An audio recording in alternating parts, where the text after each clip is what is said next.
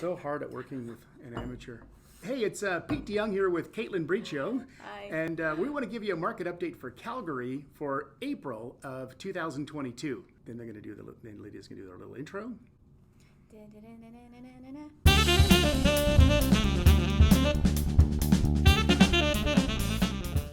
So here's the update from Calgary for April of 2022. What we saw was sales prices continued to increase. So in terms of prices, what they've done is pretty astonishing.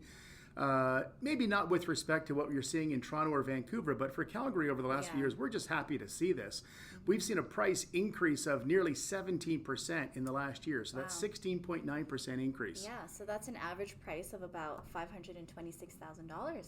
Over 500,000, we're up to 526, 526.7, even something like that. Yeah. Detached prices, of course, have been the ones driving this market.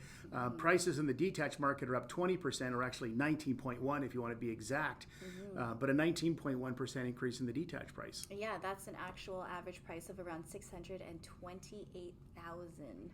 Right. So that's And then as you get a smaller and smaller place, it seems like the increases in prices are actually smaller as well. So whether you're looking at townhouses or semi-detached, they're about doing the same.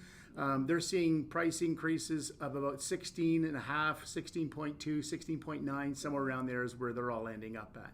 yeah, so average price for that is actually around $487,000. Yeah, 487 for the detached, semi-detached. Semi-detached, yes, yeah. And then if we look now at the row prices, that is actually an increase of about 17% as well. Yeah, 16.9. So they're now at 3.43. So those ones are kind of tracking along the same in terms of price, like percentage price increases, but of course, the values of the semi-detached house, which would include some of these, the new infills and stuff like that are selling at $1 million. That drives them up, so their average price is closer to 487.9. Apartments are up as well. They're up 8%, which is good. But like I always say, you got to break the apartments down because it really depends on where the apartment is and whether it's a 2-bedroom or a 1-bedroom and that kind of thing. So so average price for that is actually looking around $272,000. Well, so that's an increase. Yeah, Not bad. it's a substantial increase, 8%, and the. But I will say that, when I talk to realtors or clients from Toronto or Vancouver, like, isn't it fun to tell them that the average price of a condo here is $272, and they go, wow, that's like you can't get anything for less than $700,000-800,000 in some of these other markets. So it's a great time to be moving to Calgary, folks. If you have friends or relatives in Toronto or Vancouver, it's as our premier says, it's a pretty simple IQ test now. It's like, where's the work, where's the cheaper housing and everything else? It's all Calgary. This is where you got to be. Yeah, exactly.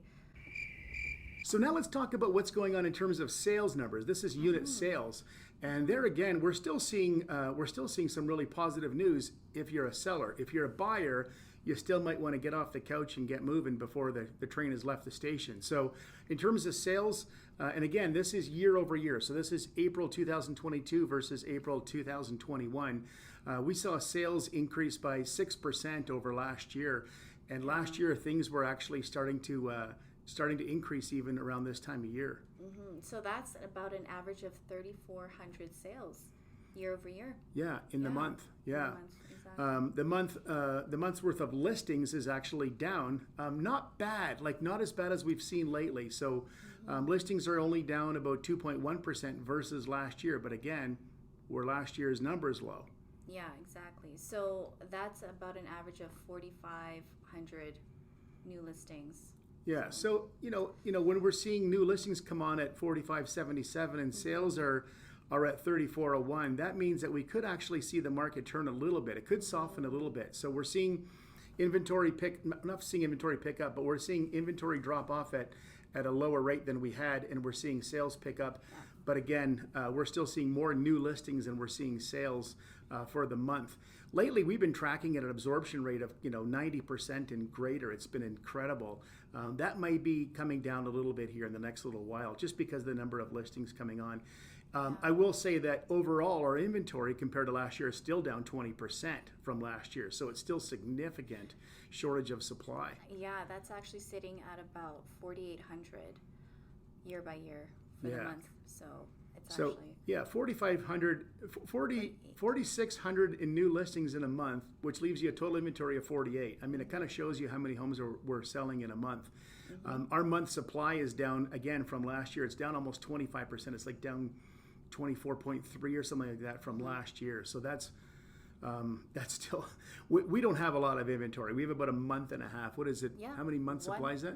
Yeah, 1.43. So yeah, that's like a month and a little.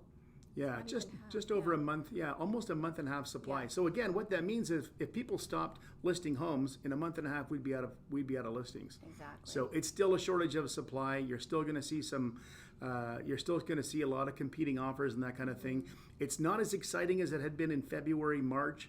And whether this is going to stick around like this or not is really the question. Is this a slight dip in the market? Are we going to come back up, or is this the beginning of a trend? Are people going to start believing the media, with respect the national media, and saying that sales are dropping and inventory is piling up? When really, when the national media talks about that, they're talking about Toronto and Vancouver. They're not talking about Calgary. So, if you're going to be reading about real estate stats, read your local media, or watch our stuff. Get a hold of Caitlin, get a hold of me. We'd be happy to talk to you about real estate anytime. You can follow either one of us on Instagram as well, or you can, of course, call us or text us, right? Yeah. Feel free to ask us any questions at all about real estate. We're happy to help out any way we can. And otherwise, until next time, take care and bye-bye, as in buy houses. No. Yeah, anyways, have a great month. Bye.